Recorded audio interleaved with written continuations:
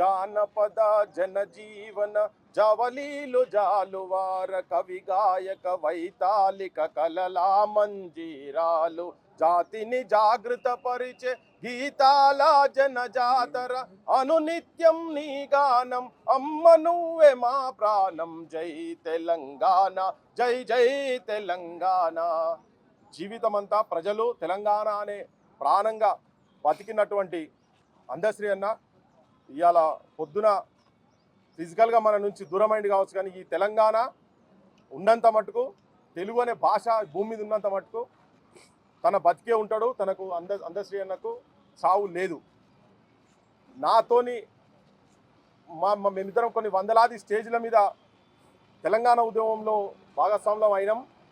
ఎప్పుడు పేద జనం పట్ల ఎప్పుడు ఏదో ఒకటి ఉన్నది ఉన్నట్టుగా మాట్లాడి ఉన్నది ఉన్నట్టుగా రాసి రాజ్యాన్ని ప్రశ్నించే తత్వం కూడా తన లోపల బాగుండే. గత 10 సంవత్సరాలు తెలంగాణకు తన ఏదైతే కలలు కన్నాడో ఆ తెలంగాణ రాలేదని చెప్పి ఎప్పుడు మదన పడతా ఉండే.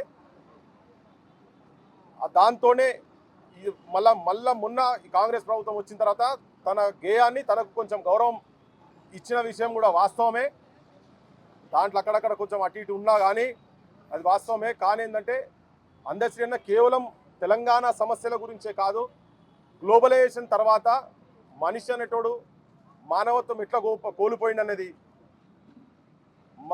మాయమైపోతున్నాడమ్మా మనిషి అన్నవాడు మచ్చుకైనా లేడు మానవత్వం ఉన్నవాడు నూటికో కోటికో ఒక్కడే ఒక్కడు యాడనున్నాడో వాడు కంటికి కనరాడు అని చెప్పని నిజంగా కూడా ఆ ఇన్ఫ్లుయెన్సెస్ ఎట్లా మనిషి జీవితాల మీద పడ్డాయో అనే లైన్ కావచ్చు, నేచర్ మీద కావచ్చు. పాము పడగపై పొదిగినట్టి ఆ పాదముద్రలు ఎక్కడివో అని చెప్పని గంటలు గుడిలోకి పోతే గంట స్వరం కొడుతుంటే ఆ ధ్వని మన చెవులకి ఎట్లొస్తుందని నెమలి పించాల మీద రంగులు ఎవరు అద్దిండ్రు అని చెప్పని అంటే నేచర్ మీద కావచ్చు ప్రతి అంశాలను అందశ్రీ అన్న చాలా డీప్గా టచ్ చేసి నాకు కొద్దిగా వ్యక్తిగతంగా నాకు ఒక సందర్భంలో చెప్పినటువంటి అంశం ఏంటంటే ఒక ఉస్మానియా యూనివర్సిటీలో 2003-2004లో మేము ఒక సభ పెట్టినప్పుడు తనను ఆ మీటింగ్కు ఇన్వైట్ చేయలేదు. తన పొద్దున్న లేసేదో గుడులు గోపురాలని తిరుక్కుంటూ పోతుంటాడు, అంత కొద్దిగా ఈ సాంస్క్రిట్ గాడ్స్ని కొద్దిగా తిరుక్కుంటూ పోతున్నాడు. నేను అన్న అని చెప్పని తనకు ఎవరో చెప్పిరట.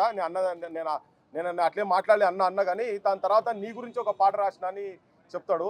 కొమ్మ జెక్కితే బొమ్మరా కొలిసి మొక్కితే అమ్మరా ఆదికే ఇది పాదురా కాదంటే ఏది లేదురా జాతి గుండెల జీవనదముల జాలువారే జానపదముల గ్రామములు కపోడ వెలసిరి గ్రామ దేవతలెందరో కొమ్మ జెక్కితే బొమ్మరా కొలిసి మొక్కితే అమ్మరా పల్లె సీమలు పచ్చగుండా ఊరువాడ సిరులు నిండా ఏటికడ్డం నీటి నిలువ కట్టడాలకు కాపుతానై చెరువు కుంటలే కాదు బ్రతుకు తెరువు కోసం ఏది చేసిన మానవుల నమ్మకములో మైసమ్మ పురుడు పోసుకున్నదని గ్రామ దేవతల మీద ఈ పాట నీ గురించి నువ్వు నన్నట్లు అన్నావు అని చెప్పి నేను నీ గురించి రాసిన అనేది నాకు పొద్దుటి నుంచి దాదాపు ఒక ఊకే అది నాకు రీకలెక్ట్ అవుతా ఉన్నది.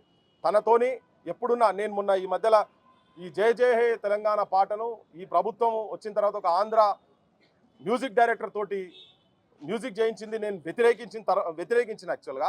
కానీ దాని తర్వాత నన్ను 2-3 సార్లు కలిసిన తర్వాత ఎప్పుడు కూడా నువ్వు అంత హార్ష్గా మాట్లాడినావు నువ్వు అని చెప్పి మాత్రం ఎక్కడ ఏం ఒక ఇసుమంతా కూడా ఏమనలే. మరి మనసులో తనకు కూడా అది తప్పు అనిపించిందో మనకు తెలియదు. కానీ సో ఎక్కడ కూడా అంటే వేదికల మీద ఇట్లా ఒక గర్జించినట్టు గాండ్రించినట్టు మాట్లాడే తన పాటైన మాటైనా కానీ వ్యక్తిగతంగా కలిసినప్పుడు మాత్రం చాలా ఆప్యాయంగా ఉండే. నిజంగా తెలంగాణకు తెలంగాణ సాహిత్యానికి తెలంగాణ ప్రజలకు ఇవాళ ఒక తీరని లోటుగా ఎందుకంటే ఇప్పటి నుంచి తన సాహిత్యం ఆగిపోతుంది.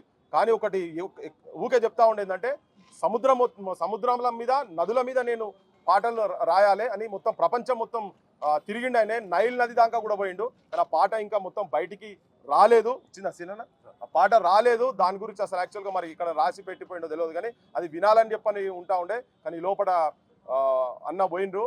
ప్రభుత్వం కూడా మరి డిక్లేర్ చేసిందో లేదో నాకు తెలియదు. కానీ ప్రభుత్వ లాంఛనాలతోటి అందశ్రీను చాలా గౌరవంగా డిక్లేర్ చేసిండ్రు.